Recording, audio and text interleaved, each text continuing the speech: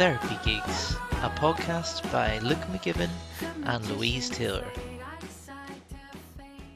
Started recording while you were choking. That's the trick. Fade in on a choke. Do you want to spend the first 20 seconds of the episode without oxygen? That's how I get you.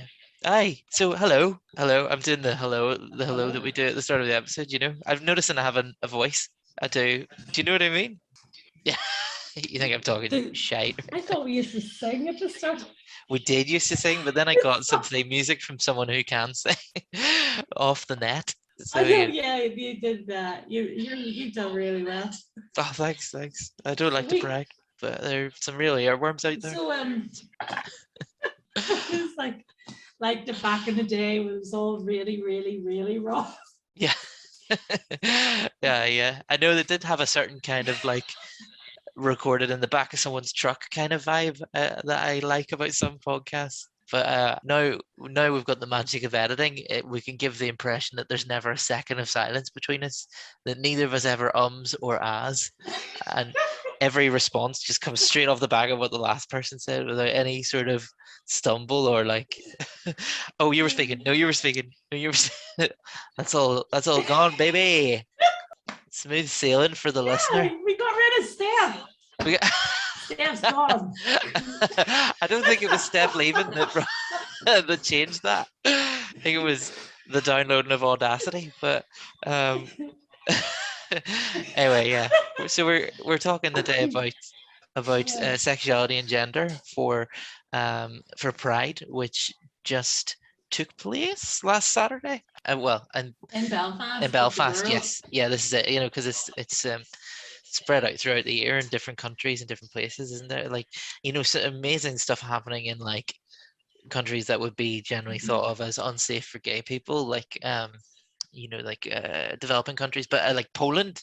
Oh, Jesus, they've got some rough shit going on right now at the minute. In fact, actually, I would urge listeners to follow a pressure group called All Out. They do a lot of like good work regarding like challenging sort of government laws about like LGBT free zones in Poland and stuff. There's some horrible shit happening there. Why did I start this in such a dour note? I don't know, because we had a really good interview with my child. Yeah, we did. We had a lovely chat with Pillow there.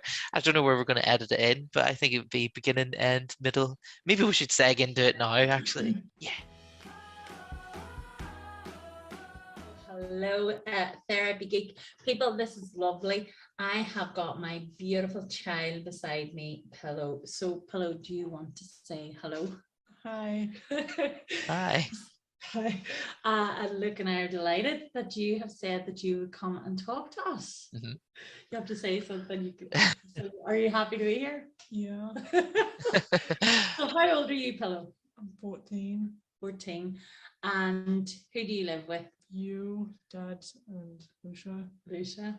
And how long have you, because you know loads about, so I always think that whenever we talk about, so do we talk about LGBTQ plus? Do we talk to each other about it? Yeah. And how long have we been talking, having conversations about this stuff? Don't remember. Do you think it's a big deal in our house? No. So would you mind telling Luke and I and our listeners, right, which there's not going to be that many, but we've got some really core dedicated listeners, but do you mind telling people how you identify? Well, I'm a non-binary lesbian, and some people think non-binary lesbians, like people that are non-binary, cannot be lesbians, even though that is not true. A lesbian is being a non-man, loving non-men, and I do not identify as a man, and I just like girls. And I also go by any pronouns, so I can go by he, she, they, but I can still go by he and not identify as a man because pronouns don't equal gender identity. So I'm just a non-binary lesbian. And right. So look, is there anything you want? Because this is like really interesting to Yeah, me. definitely. Yeah, that was I hadn't thought of that before, about the pronouns not meaning gender before. I mean, all like what that says to me is that there's like I still have like a lot to learn, because I think in terms of what this means for like therapy and the people that we meet in life, like it's like a growing position, isn't it? Like it's and it's something that it's important that we learn, and it's I don't know how to put it. I suppose like whenever I think of all the boring stats and stuff, it says that like when people are allowed to align with the gender that they are, that happiness goes up, and to me that's all that matters. But I think in terms of the relationship, it's really good to know these things, because it's like making people comfortable and making people feel okay about themselves is like the bread and butter of a counseling relationship, really, isn't it? So I just want to say thanks, really. Absolutely. But it's for- like, where did you learn to think about this? Yeah, sorry, like I That's was okay. just asking Pillow, like how did they learn to think about this? Well, when I first got like Instagram and stuff, I Mhm. made friends that were in the LGBTQ, and I didn't know much about it. And they started telling me stuff about it, and I just started thinking about it from then. And that was like 2018. 2018. Class. And yeah, and there's another thing, because whenever because I was saying that I was part of mid-ulster Pride Committee, and remember I made the speech, right? I talked about how I hope there was a time where people didn't have to come out of the closet. Mhm. Did you feel like you had to come out of the closet? No, because you always took me to like prides and stuff when I was like a child, and you still do. So no, I just felt like if I'm gay, you're gonna accept that, because like we've been to multiple prides and stuff, just supporting family. So how do you think that people, because why do you think it might be difficult for people to come out or to be, no, because I don't think you should have to. I remember the documentary maker, she said, Louise, do you want me to write, you're straight, or do you want anything like that on this, to be clear about it? And I was like, no, that's actually, nobody's business. That's the way. And they were like, I completely agree. But I think, why do you think it's important for people to be visible, and for people to be completely accepting of themselves and their gender and their sexuality? Why do you think that's important, Pillow? Well, because you need to be accepting of yourself, and sometimes it takes people time to realize or accept themselves. But we're all just human, and we all just want to do what we want to do. So if you want to be a dude that likes dudes, then you should accept that. And if you want to be like a non-binary that likes women, then you just need to learn how to accept that. But it may take some time. Yes. What if you don't know? Well, I was. Sorry, Luke, go ahead. No, sorry, I didn't mean to interrupt her. I suppose I was just sort of reflecting what you were saying there, Pillow, that like the being compassionate towards yourself, it's a lot easier whenever you accept yourself, isn't it, really? Yeah. But what if people don't know? What would you say to people who don't know? Well, I was questioning for a while. I've went from bisexual to straight to bisexual again, and then to lesbian.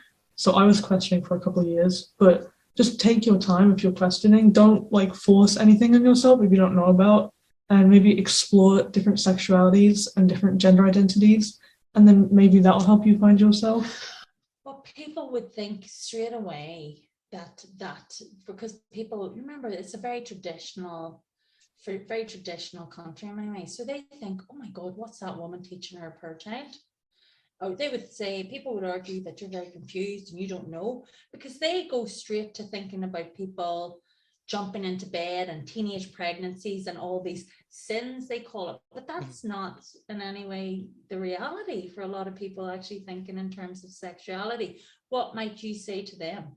Well, I don't really know. Like them thinking that, oh, if you are a lesbian, you just like having sex with women. That's not true. Like you can be a lesbian and not like, there's some people in the LGBTQ that identify as like, they don't find like anything sexual. They don't have like a sexual preference. They don't want to have sex. They just want a nice relationship with someone they love.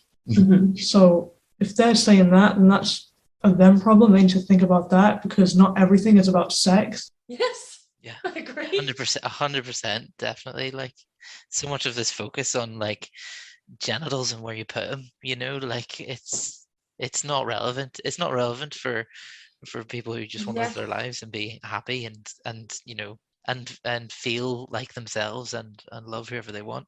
I think it's really interesting what you said, Pillow, about like the effect that pride had on you as well. That like that sense of like community and openness and acceptance, and the fact that your mum took you meant it was really easy for you to talk about it with your mum whenever it came up for you. And like that's so important. I think like there's this perception among some straight people that like, and it's ridiculous, but let me preface this and say it's ridiculous, but I think among some straight people there's this like idea that the struggle for LGBTQ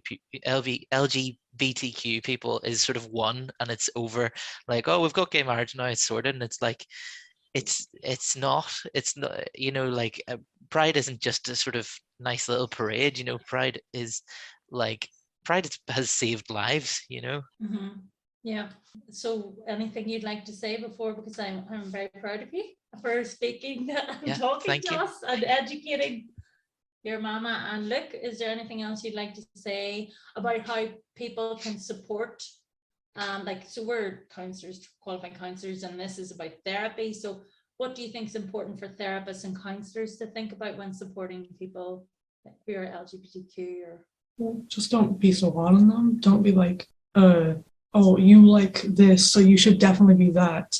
Like, imagine if, like, I went to therapy and I was like, oh, I like women, but I can still find men attractive. I just won't date them. And they'd be like, no, that makes you bi. Yes. That does not make me bi. I am still a lesbian. So just don't be so hard on people. That's so good, because we remember whatever, because that's really important. Because I've had that. Now I haven't had that but I've had that about autism, because people have been trained, they've got their pride or the LGBTQ training, so they think they're sorted. But the vocabulary and the knowledge is always increasing and Yeah. and the awareness is changing. So sometimes when people are talking to me and they're like, well, autistic, people don't have a lot of empathy, and that would do my head in. Yeah. Because that's some and not all. And I think, this whole idea of being open-minded, and I think sometimes the labels are counterproductive. They don't always help. Yeah, and it's deeply personal, isn't it, as well? That like something can vary from person to person, like, and it's those differences are like incredibly important. Yeah, because you can be a lesbian and then be attracted to men and finding somebody attractive, finding a man attractive. That doesn't mean all of a sudden you're bisexual. Yeah, and with labels, you don't need to have a label to be you. You don't need to be like, oh, I like this and that, but oh, that means I'm bisexual. Oh, fuck. Like, you don't need a label. You can just be you. So you just don't need them. But if you want to have a label, that's fine. But if you don't, that's also fine. Yes, but the labels have been helpful for opening up the conversations, I think. Yeah, labels can be helpful, but you don't need them. Yes, yeah. I think, and what you're saying, it kind of makes me think of there's like a similar dialogue in therapy around the idea of like diagnosis, that like a diagnosis can really make somebody feel quite relieved in the sense, like they go, okay, it's this, and maybe a label can do that for somebody as well. But also like an over focus on it leads to be taking away from the person and the personal, and that's as important, isn't it? Do you not think that the label is the usefulness of the label is dependent on the person? Mm-hmm. So if you're happy with it and it works for you, that's the most important thing. If the label doesn't work for you, then I don't think that label's right. Yeah. What do you think? Yeah, what do you think, Bill? Do you think that's right? Well, yeah, if you are happy with having a label, then like that's on you. Like, that's a good thing. You shouldn't be having a label just for other people. Yes. You should be having one for yourself. Yes. Yeah. That's great. That's great chat. Lovely. Thanks very much. Thanks, Pillow. Anything you'd like to say that I could do better in terms of being a LGBTQIA plus mama? just do your research before judging. Should I Yeah. judge? Am I very judging? No, I'm just saying if you're gonna be Yeah. like telling people their sexualities. I'm not saying you do this, I could. but I'm saying to people, just do your research. Yeah. Do your research is right. Yeah. 100%. So remember, and Pillow is my greatest teacher, because Pillow has been helping me in terms of figuring out, because I'm like, well, I wish I wasn't straight. Pillow, what did you say to me? I was, because I was like, I'm very open about falling in love with whoever, and then you said you could be. Like, was bisexual with a male lean? Yes. Did you ever hear that, Luke? A bisexual for what, sorry? With a male, say it again. Bisexual with a male lean. Yes, Have you ever I heard have that? actually heard that before, yeah. But like, how was Yeah. that for you, Louise, So being told that? Did that bring you some clarity? I was like, it kind of made me go, wow, it kind of opened up a whole new way of thinking Mm, and a whole new way of and I am very open to actually exploring and questioning that whole questioning and being aware that, you know what, you never know. And I'm sapiosexual, so I'm attracted to intelligence. So therefore, that would mean that I would probably be open. But I don't know. I just find the conversations really interesting. And as Pillow says, do your research. yeah. And it's still a journey of learning. Yeah, that There we nuance is go. very important. Thanks again. All right, see, take care. You too. Thank you. Thanks, and let us know Bye. if there's anything you don't want on it. We can snip it out. Yeah. I think that what Pillow said about, doing your research and, finding out your stuff and all that there, about how we should, as therapists or counselors or just parents and stuff, just do your research. Yeah, absolutely. And like, it's what's the word? There's like a proverb or something about ignorance being the greatest harm or something like that. I don't know, but like, you ever see Brooklyn Nine-Nine? No. It's a great comedy cop show, but there's like a quote in it from one of the characters where he says that every time someone comes out and is open and honest about who they are, the world becomes a better place, or better, more interesting place, and I think that that's really true regarding what we're talking about today. No, I think the LGBTQ and talking about sexuality, like I think about what we've just spoken about with Pillow. And how Pillow's talked about this issue, and I think about how many children in this area would be able to sit down and talk open, like how many children would be free to talk openly about that. And I think about the school I went to, so we home educate, and we lived in Brighton for a long time, and I think about my school that I went to, not that far from here. And I think about how any who came out, or anybody who came out, they didn't come out when we were at school. Yeah. I don't know what it's like now, but they didn't come out when we were at school. I actually feel like I could talk a little bit about that, because as a millennial, that meant I went to secondary school in the early 2000s, and then up till recently I worked in a school last year, and I found the difference in a decade is positive and huge. Whereas I think, okay, so let's see, I finished secondary school in 2009, and at that point in school, there was maybe about 4 people maybe in my year who were gay, and they never came out during school. That was never a thing. I think maybe one of them came out of the closet just after finishing, but nobody came out during the time that they were students there. Whereas now, whenever I worked in a school last year, there was a number of gay and lesbian relationships in the school, and I'm not going to pretend that they didn't get challenges and they didn't get bullshit from wankers, but it was the fact that they were out and having relationships, and that the people who were horrible to them were kind of a minority and frowned upon, like that's pretty huge, I think, right? Well, this actually, I've just really had a memory of being in mid-ulster Pride committee. So that, Pride of Place, and I was involved in that committee in the early days when they were setting up for the first Pride in mid-Ulster. And remember I told you about my concerns were that it was controversial enough without, there was too much of the churches, because there was a reverend involved and a minister involved, which was great. It was great that he was sticking his neck out, but I felt like pride was not, it's not about the churches. For me, the churches aren't really that significant in my life. They're not really, I remember one discussion, I was saying churches need to know their place. And I think they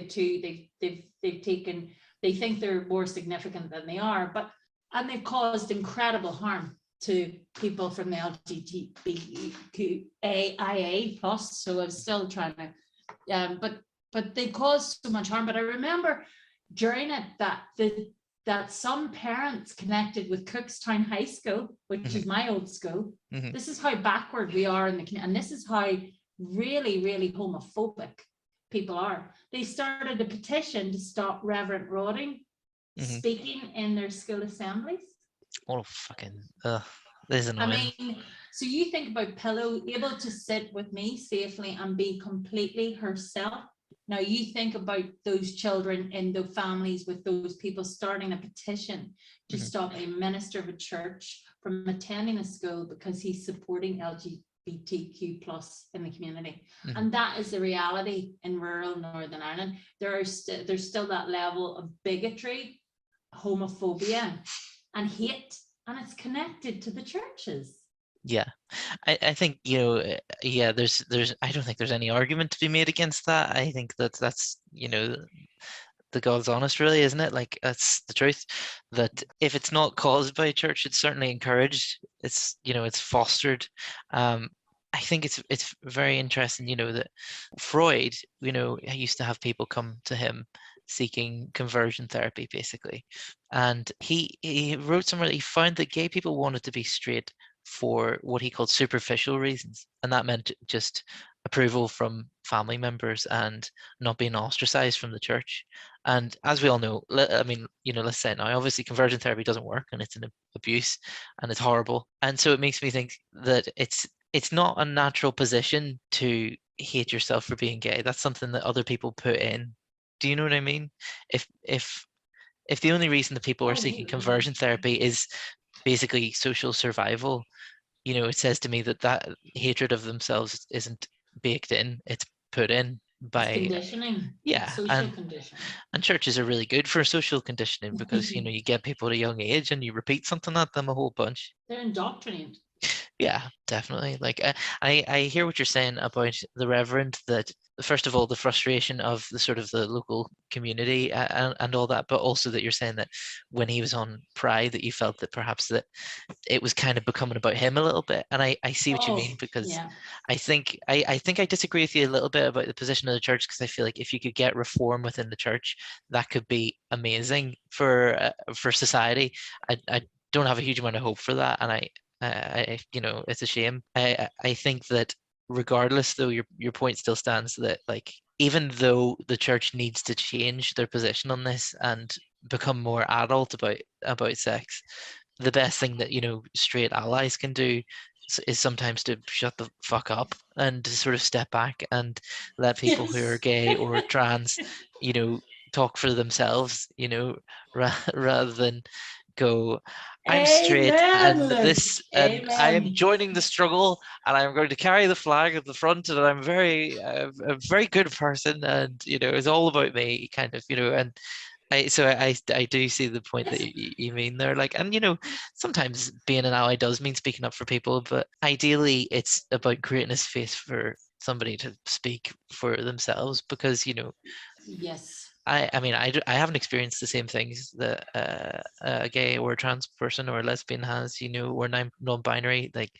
the people who are best suited to talk about that experience and to formulate policy for those groups is people from those groups, but that's just me. Ultimately, that's why I resigned from the committee, was because I felt like there was too much time and energy put onto these debates, and there was too much time and energy with straight allies arguing over things. So I took my big straight ally voice out of it. Yeah.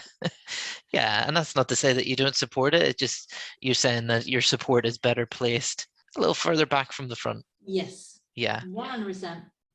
I think it's probably important we talk a bit about conversion therapy here, because it's kind of one of the great moral failures of our profession. And some of that can maybe be put down to the time in which it was coming from, but also I think it doesn't, that's a reason, not an excuse. Do you know what I mean? I think Yeah, like, conversion therapy to me is like, is it like a conscious, unconscious, subconscious, like a people play? It's like a distorted self-rejection. definitely, yeah. I think like, suicide rates among people who, and I use suicide rates a lot, but I think it's a pretty good measurement for certain things. But suicide rates among people who go through conversion therapy are pretty high, because I mean, what you're really doing is just teaching shame, aren't you? And trying to use shame as a sort of behavioral changer. I think, do you know, and this is probably a stupid position, and I don't know if other people feel this way, but I think one of the big challenges to conversion therapy that really took hold in the collective psyche was the Sacha Baron Cohen film Bruno, because I think that one of the difficulties with conversion therapy for a long time was the perception of therapist as expert. So people didn't know what conversion therapy entailed, but they assumed, oh, people in white lab coats and very serious therapists and doctors, they'll know something. This probably works. And then in the film Bruno with Sacha Baron Cohen, he pretended to be a gay man and he entered conversion therapy. And this was the first time I think that a normal audience had seen that. You know what I mean? And seen that really conversion therapy was just going, be more manly, look at this picture of a woman, try and masturbate to this, and and that's probably on the softer end of it. And so I think that was the challenge, the idea that this isn't like expert therapists doing this is like priests with half a diploma in counseling somewhere, or not even that at best. It's just, it's just, I think, again, tapping into the church or the priests or these people who decide that they're going to be saviors. Mm-hmm. They're going to save people by getting them all to conform to what they associate as moral. And what is it like? Oh, be like me. Oh God, be like me. Yeah, Be like us, and you'll be all right. Yeah, God. How many ministers and people, that's what their job is, to try and get people to think that they are morally superior, they're better, Yeah. Whereas I just don't think that is in any way helpful for anybody. And I think that's one of the reasons why so much has come out about the church. So much has come out about ministers, so much has come out about like how much of a shadow these places actually had, because they're trying to suppress it. But the shadow has the brilliance. The shadow holds the brilliance, and it holds who you are as a person. Culture and society is what makes people try and reject it.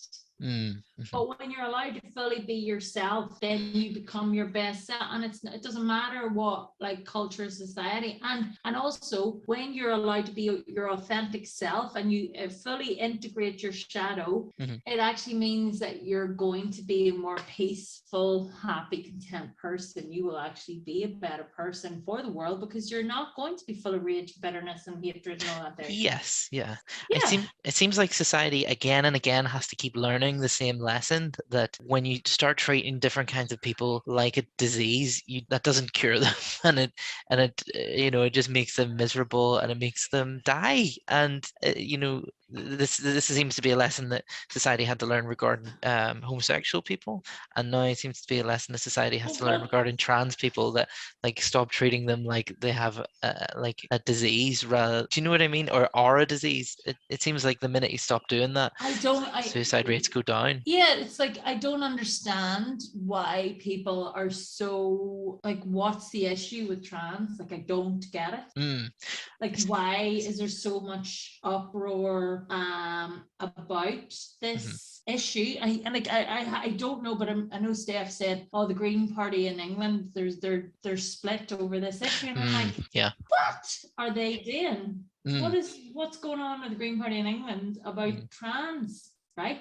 Yeah, I think there's a lot of, like, I think there's, I'm sure you've heard the term TERF before, but there's a significant amount of I think what they call it, trans exclusionary radical feminists. So there's a sort of quadrant around that with the likes of, say, Germaine Greer and things like that, who've sort of coalesced, and they're kind of a little bubble within certain left-wing parties that it seems to just be, I don't know, I don't even want to talk about them so much because they've such an aggressive Twitter presence that, like, I feel like the more you criticize them, the more it's like, oh, well, I'm not logging on to social media for the next few days, because it seems to be using all the tools of classic moral panics, because they say some shit about, oh, this is pedophilia in disguise. I've never seen a good justification for that, because that's what they used to say about gay people. And, they say pushing it on to children. I feel like Yeah. people when people want to whip up a moral panic, they'll write down the word children over and over again and try and make it some sort of attack on children, because that gets people riled up, and it's transparent and it's baliks. And yeah, I don't know, but, like, in the south of Ireland, after the gay marriage referendum, when equal marriage passed, like, suicide rates went down, like, noticeably, I think by a few percent. But, like, in Denmark and Sweden, whenever they passed equal marriage laws, it was actually, like, significant. It was like 10 or 15% or something. It's crazy, so, like, if there's a country out there sort of going, how can we lower our suicide rates? I mean, there's a really fucking easy way to do it. Like, that's a good start, you know what I mean? That's a baseline. Because acceptance increases, with acceptance comes the ease of compassion towards yourself, and from that you'll get lower suicide rates. But also, I think it's everyone. I think, in a place where there's not marriage equality, people feel a kind of shame in their country. And I mean, I'm just theorizing with that, but that's there's no evidence for that. But I felt a bit grim about Northern Ireland before, the equal marriage laws passed here. For a very long time, this place felt kind of like wrong. It didn't feel congruent with the people who live here, No, so much of what I think the world think of Northern Ireland isn't congruent with the way it is, and most of the people. And the stats back that up, don't they? Because, like, for all the time that equal marriage was prohibited in Northern Ireland, there was a statistical majority who were very, very for it. And like, I think it was something like 70% or something. I can't remember. I'm maybe pulling that out of my ass. I can't remember. But, a significant amount of the country were in favor of equal marriage. And yet every election, they kept re-electing the party. Yeah, I think 70% is probably about right. And, when you go out in the street, that's what you see, Sorry, go on. No, sorry, but whenever I was taking Pillow and Lucia to Pride at a really young age, and whenever I was talking about it with people, like, I never heard anybody from Northern Ireland any criticism at all from family members, extended family members, from anybody. And when we were moved here and we were taking them to Belfast Pride, and we were getting congratulated on our parenting. Nice. But other people weren't doing it, but they thought it was good. They commended it. Yeah. But they were commending it because somebody else was doing it. And that is one of the biggest problems I think we have here. Enough people don't, the moderate don't stand up enough. Yeah, this is it.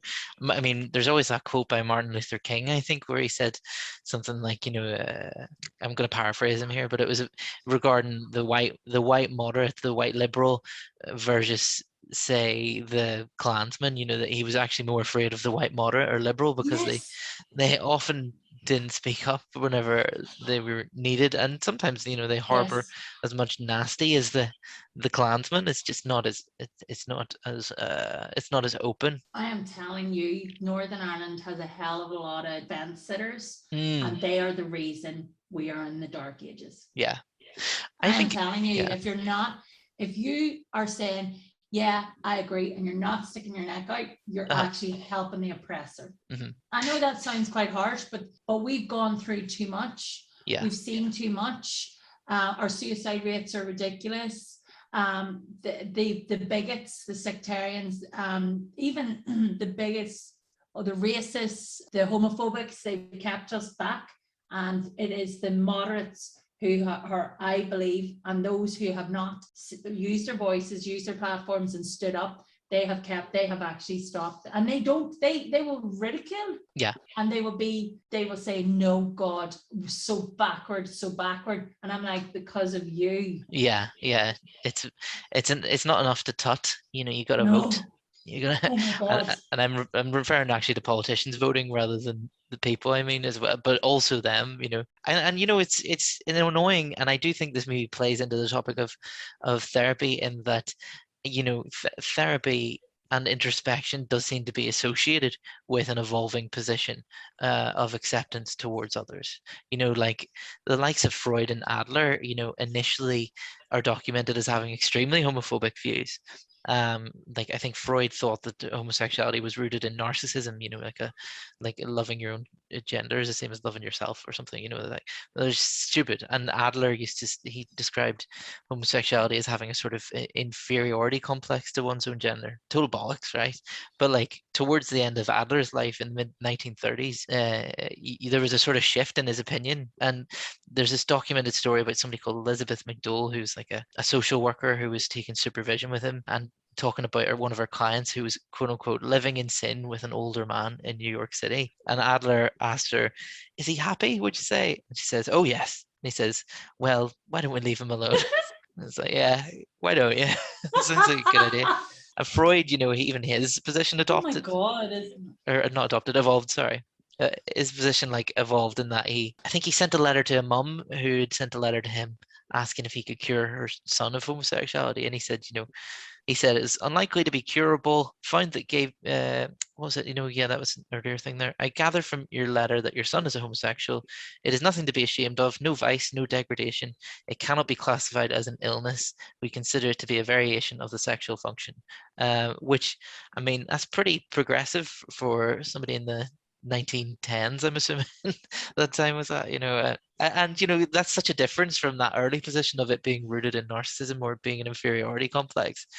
I guess I'm just saying that looking inward with compassion helps us to look outward with compassion. Yeah, and also, yeah, and I like that idea of change, and you can, with new information, you can change. Like, people who might have been brought up with homophobic family members and had normalized homophobia may move away, and may have they may become educated, maybe become more aware of the world, and they may change. A lot of people change when they leave Northern Ireland, or they leave rural communities, and that's when a lot of people learn about who they are. Yeah. A lot of the time, especially if they're really oppressive. Imagine being brought up, and you're a very loving person, and you're being brought up by you're being brought up by those people who were carrying those placards outside the Royal Hotel that night, and they protested the first Pride, and imagine you're being brought up by that, and you love your parents, and you love your family, and you love your church. And then you've got how do you have to basically, a lot of people, and this is another thing, because working in these projects, and I'm aware of people who've been completely alienated by their family members. They've been rejected. So there's a loss there for a lot of people. There's a real pain. Yeah, definitely. Yeah, and like the amount of damage that's been done by these attitudes over the years, I mean, I've no doubt that many Einsteins have been lost to this shit. Do you know what I mean? I mean, we literally lost Alan Turing to this shit, like he got chemically castrated because he was found guilty of, they called it indecency, because there's something so fragile even about, they can't even say homosexuality, that, yeah, he was chemically castrated and so he ended his own life. And when you think, that's a total genius that society is lost for just no reason at all. And some of that stuff went on for later than it should. Like I looked up some of the old methods of conversion therapy. So it's chemical Still castration. going on. some of it is. I mean, like the extreme stuff like chemical castration, I think is stopped. But they used to have ice pick lobotomies and electric shock application to the hands or genitals, and they did a Clockwork Orange thing where they used to nausea-inducing drugs administered simultaneously with homoerotic stimuli. And to me, that is such like fragile masculinity. It's like they don't just want you to be straight; they want you to be disgusted by men. You know what I mean? Like that's crazy. But like some aversive treatments were used as late as the early 2000s, and it's balls. Well, did I tell you about whatever the mid-ulster pride? Well, so there's Oma Pride, which I've been in a meeting and they're communicating with me, but and they're doing it very different. But did I tell you when I was mid-ulster Pride Committee, the welfare officer, and you've known me for a few years, and like the PSNI are ridiculous. But I contacted them about a blog where the blogger was, I'm not even going to name the blog, but because they've been such ridiculous prats with me, right? I was like this year, right? Okay, so I've got a blog, and you could hear them kind of going, oh God, oh God, oh God. Because I was like, well, what I was writing about was my experience, but here's a man who's targeting vulnerable adults in this community, and he's basically telling people where we're meeting, what we're doing, and we're all talking about sodomy. So it was like obsession with sodomy. This blogger was putting up actually pictures of the committee and saying they're meeting in this minister's house at this time, and it's disgusting, and it's a sodomy meeting. And there was me I thought I was going to a mid-ulster Pride meeting, but apparently, according to this person, no, they said they were a team of people, and they were writing this and I was recording it. Well, all of a sudden the police lost contacts. I got the victim to phone up about it. The victim phoned, and the victim was a vulnerable adult. So, and then I'm classified a vulnerable adult because I'm autistic. So we were contacting the PSNI, who were supposed to be helping us, who'd been they discriminated against me heavily. With regards to a blog. So we've been phoning them, reporting this hate crime, and then they lost all the data. They lost the crime reference. They couldn't do anything about it. And they did nothing, right? Recently, and they were involved actually, because they want to be seen as really LGBTQ friendly. But recently in the OMA, there's been the OMA Pride, and I wasn't at that meeting, didn't know, but there was a bit of a hoo-ha. I don't think it was reported, because they're very, very conscientious, and they're very good committee, and they're being run really well, about how they had voted to not have a recruitment fair at the PSNI at OMA Pride. Yeah. Right? But my experience with mid-ulster Pride, they were not good about a hate crime being committed.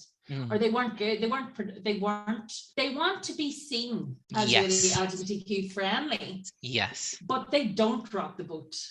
And they don't challenge authority. They didn't do anything about that. And many hate crimes. They didn't follow it up. They just lost all the it's bollocks, isn't it? I mean, and like I see what you're saying. That many hate crimes. So I hear you. Yeah.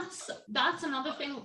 That's another thing we have to be mindful of, that the history in that population of discrimination, not only in schools, but by the police and by parents and by family and by the church. It's multi-layered. Yeah, 100%. Like, and it's, if you want to be seen as being helpful and inclusive of LGBTQ, populations, you gotta earn it. You can't just turn up once a year and wave a fucking flag at the parade and go, great, let's recruit now. You know what I mean? Like, and Stonewall, it's often said, it's often reminded to people that Stonewall was a riot, and it was a reaction against anti-LGBTQ policing, of the time. So like there's a certain history in not cooperating with the police, and I think it's earned, and I think that there's probably got to be more work done by the PSNI if they want to be able to show up once a year with their wee rainbow Land Rover and pretend to be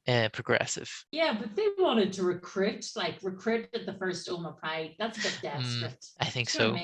I think there's an argument the person who was the argument was like, I'm queer and I'm in the PSNI. That's that whole like, I'm not racist because my auntie's married to a black man. Yeah. It doesn't matter. Right.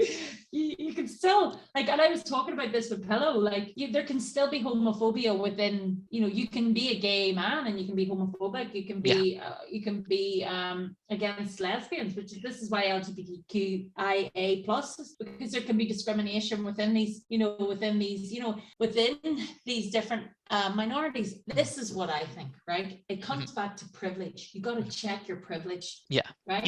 Yeah. Freud is a classic example of somebody who possibly never saw his privilege. And then he maybe started to learn we are blind by our privilege. So that's why intersectionality and all these discussions, and that's why I love my supervisor at Queen's. He's so aware of privilege, and he's so aware of trying to get people to talk from their positions, right? But I need to understand my privilege as a middle class educated woman and a straight person. So me with a big straight voice, I need to shut the fuck up sometimes and listen to the LGBTQ and listen to Pillow and listen. I feel like that's the moral of today's. And if I'm denying that privilege, even as an autistic person, but I still have privilege. So when we check our privilege, that's how we support people. Because like Pillow said, do your research. Yeah, 100%. And I totally agree. And I think that's probably becoming the moral of today's podcast is why don't we shut the fuck up and step back? But yeah, and I think that's a really interesting point you made about Freud as well. I think so much of it comes from because if he thought early in his career that perhaps he could cure homosexuality, to me, like that's total hubris, if just discovering psychoanalysis, perhaps there was a feeling like, oh, maybe all illnesses can be cured by psychoanalysis. maybe everything about a person can be changed by psychoanalysis. Maybe I can make people not gay. Maybe I can bring back the dead, and obviously by the end of his career, perhaps he'd acknowledge the limits of what therapy can do, which is sort of something we talked about in our podcast on stress, when we were saying that, there's only so much that individual therapy can do for a person whenever they're being taken advantage of by a system that isn't that interested in them. So let's burn it all down. Amen. Amen. Also, if I don't think a lot of people, if they feel pressure to go for therapy about their sexuality, it's probably because they're surrounded by people who they don't feel accepted by. Yeah, and that's so important. Which is tragic. Yeah, there's something that Pillow was saying earlier about even just finding a like-minded community on social media was a big part of her sort of realization of who she was, and that's one of the few positives that come out of social media, is it's made people find the groups that they need to find to be able to be fully human. To be fully human. Yeah. There we go. That's what it's all about. Yeah, absolutely. And so I think so that's what is that the 2 or 3 big things from this, find like-minded people, be open and honest about yourself, and check your privilege and shut the fuck up. Shut the fuck up, check your privilege, do your research, and don't if the label doesn't work for the person, it's not working. Yeah, and with that, I think that will be us. And I'm just assuming I'm putting in a fade out here. Thanks for listening to Therapy Geeks. Find us on Spotify, iHeartRadio, Google Podcasts, Podcast Addict, Deezer, Listen Notes, Stitcher, Podcast Index, and Buzzsprout. Give us a like or a follow or a subscription, whatever your podcast app allows. Thanks for listening.